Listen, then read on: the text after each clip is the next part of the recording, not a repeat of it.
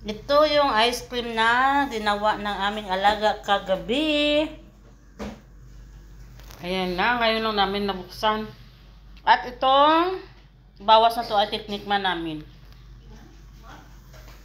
Yummy, yummy, yummy on our tummy. Yummy, yummy, yummy on our tummy.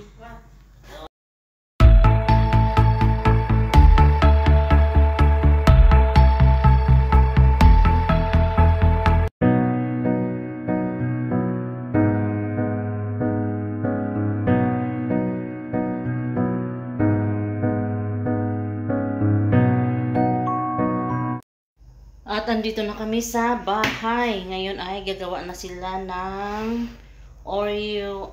I believe I can fly. Yan kasi yung gusto nilang gawin, oh. Oreo ice cream. Ice cream. Ito yung kanilang ingredients. Ayan yung kanilang ingredients. Ayan. Titingnan natin kung anong magiging outcome nito kasi ang bata ang gagawa. Ayan na, nagumpisa na siya sa kanyang Oreo. You have to smash, Baba. Try this one. Smash. Ayan. Yung manual niya i-cuts ng maliit-liit yan.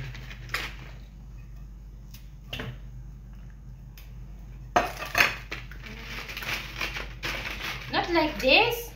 Ha! Yung cream na nabili. This what? Ayan, nahinalo niya yung kanyang cream at saka ang condensed milk. Ngayon. Ayan na.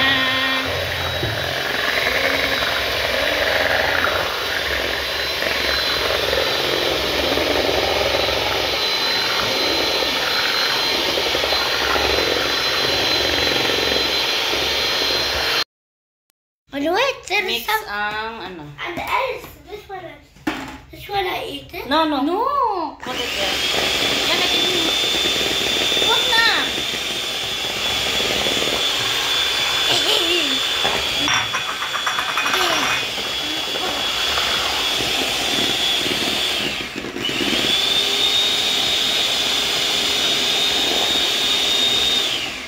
Meron pang Oreo dyan? Oreo ice cream. Meron pang Oreo. Ito na yung ginawa na Oreo ice cream. Titingnan natin after 2 hours kung okay na siya. So far, masarap naman siya, pero titingnan natin pag matigas na. Oreo ice cream, ginawa ng aming alaga. Yummy. Is it yummy? Yeah. Okay, we'll put now in the freezer, okay? Yeah.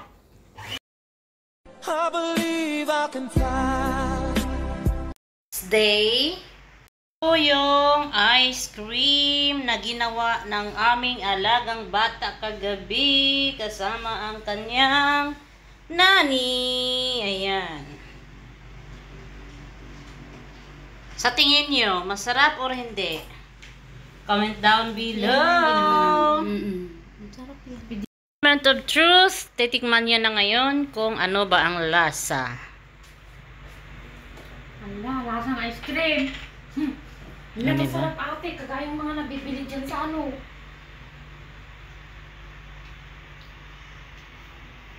Masarap daw.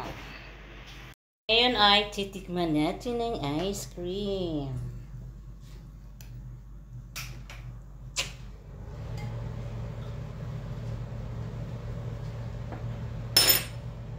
Masarap.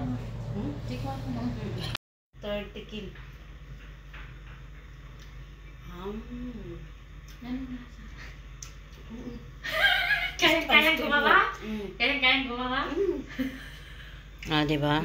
Masarap daw. Masarap ang ice cream. I believe I can fly. Ginawa mo. Oreo. Oreo. At hanggang dito na lang ang aking vlog sa paggawa ng ice cream.